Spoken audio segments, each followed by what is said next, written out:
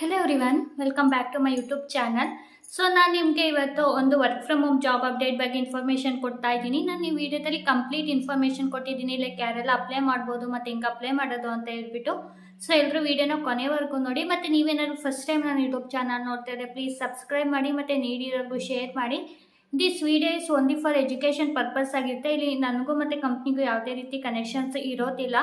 So ಇದು publicly available ವೆಬ್ಸೈಟಿಂದ ತೊಗೊಂಡು information ಕೊಡ್ತಾ ಇರೋದು, ಮತ್ತು ಇದು ವೆರಿಫೈಡ್ ಜಾಬ್ ಅಪ್ಡೇಟ್ ಕೂಡ ಆಗಿರುತ್ತೆ. ಬಿಫೋರ್ ಅಪ್ಲೈಯಿಂಗ್ ಜಾಬ್ ನೀವು ಒಂದ್ಸಲ ವೆರಿಫೈ ಮಾಡಿ ಕೂಡ ಅಪ್ಲೈ ಮಾಡಿ.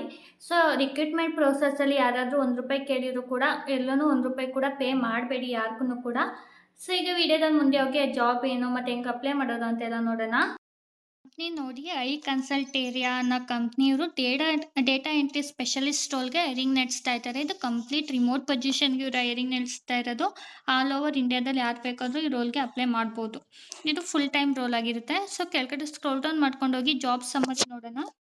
V are seeking a detail oriented and reliable data entry specialist to join our remote team ಅಂತ. ಅಂದರೆ ಡೇಟಾ ಎಂಟ್ರಿ ಸ್ಪೆಷಲಿಸ್ಟ್ನ ನೋಡ್ತಾ ಇದ್ದೀವಿ ಅಂತ ಕೂಡ ಹೇಳಿದ್ದಾರೆ.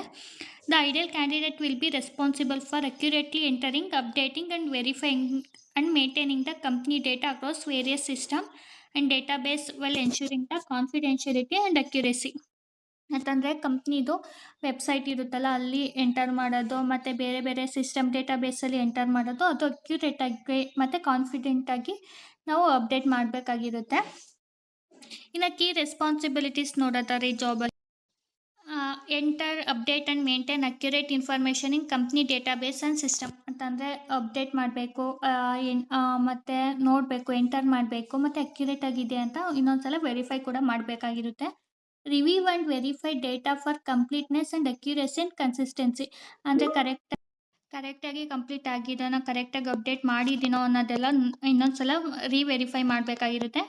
Organise and manage digital record documents and spreadsheet ಅಂದರೆ ಎಕ್ಸೆಲ್ ಆಗಿರುತ್ತೆ. ಸೊ ಎಲ್ಲನೂ ಕರೆಕ್ಟಾಗಿ ಒಂದಾದ್ಮೇಲೆ ಒಂದು ಅನ್ನೋದೆಲ್ಲ ಕ್ಲೀನಾಗಿ ಅಪ್ಡೇಟ್ ಮಾಡಬೇಕಾಗಿರುತ್ತೆ.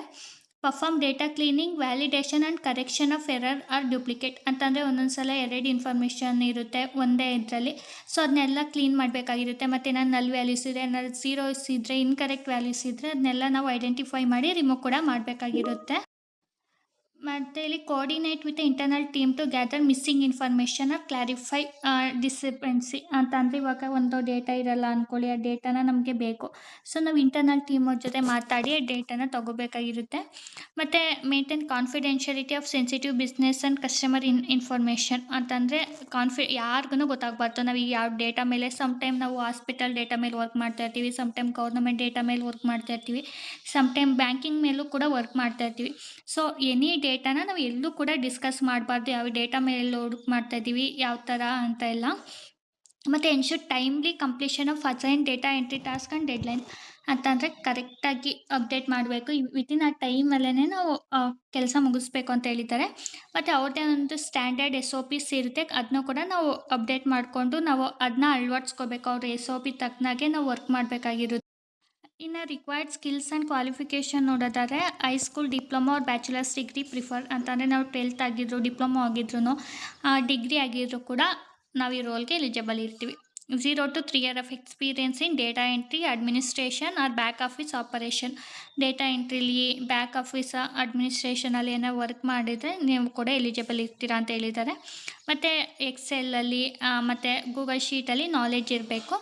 ಮತ್ತು ಆರ್ಗನೈಜೇಷನ್ ಸ್ಕಿಲ್ಸ್ ಕೂಡ ನಾಲೆಡ್ಜ್ ಇರಬೇಕು ಅಂತ ಹೇಳಿದ್ದಾರೆ. ಮತ್ತು ಬೇಸಿಕ್ ಕಂಪ್ಯೂಟರ್ ಲಿಟ್ರೇಸ್ ಅಂತಂದರೆ ಕಂಪ್ಯೂಟರ್ನ ಯೂಸ್ ಮಾಡೋಕ್ಕೆ, ಇಂಟರ್ನೆಟ್ ಹೆಂಗೆ ವರ್ಕ್ ಆಗುತ್ತೆ ಅನ್ನೋ ನಾಲೆಡ್ಜ್ ಕೂಡ ಇರಬೇಕು.